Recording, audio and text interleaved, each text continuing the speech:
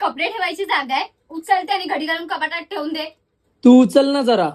मी हात पण लावणार नाही. जिथे आहेत ना तिथेच राहून दे. बघते किती वेळ राहतात. मयूर, काय झालं? तू किचन मध्ये आला होतास ना? हो. हे काय सर्व पसारा करून ठेवलाय? लवकर याने सर्व आवरून ठेव. नीट पाहिजे. आम्हाला जसं किचन होतं तसंच पाहिजे.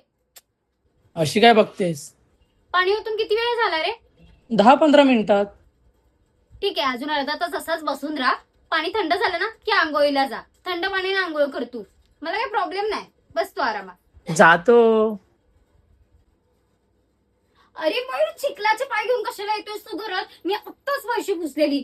जा ती क्लीन करा ती लवकर. हे शर्ट घालून जाणार आहेस तू?